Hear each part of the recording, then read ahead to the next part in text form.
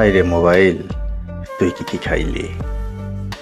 Radio খাইলি, TV খাইলি, পত্রিকা খাইলি, টর্চ লাইট খাইলি, ক্যালকুলেটর খাইলি, ক্যামেরা খাইলি, ভিসিআর সিডি খাইলি, সিনেমা হল তাও খাইলি, কম্পিউটার ল্যাপটপ খাইলি, আয়না খাইলি, হাত ঘড়ি খাইলি, অ্যালার্ম ঘড়িও খাইলি, রাতের ঘুমটারেও খাইলি, অল্প বয়সে চোখটাও খাইলি, লেখাপড়া তো খাইলি, মূল্যবান সময়টাও খাইলি, কিডনিও খেয়েছিস।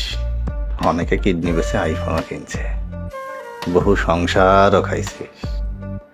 আর সংসারে প্রাইভেসি তো আজকাল আর নেই বললেই চলে, সবই খাইলি।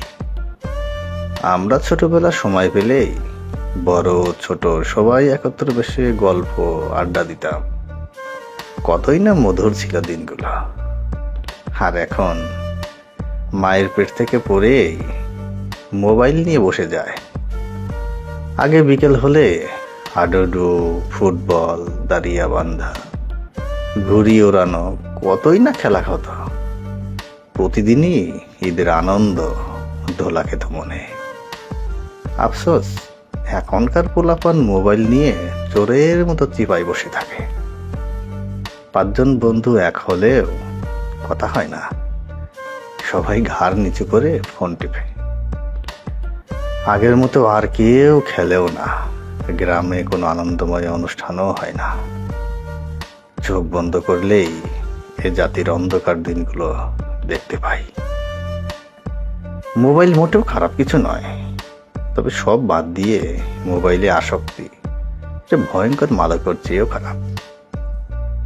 আসলে সবকিছু নির্ভর করে ব্যবহারকারীর উপর।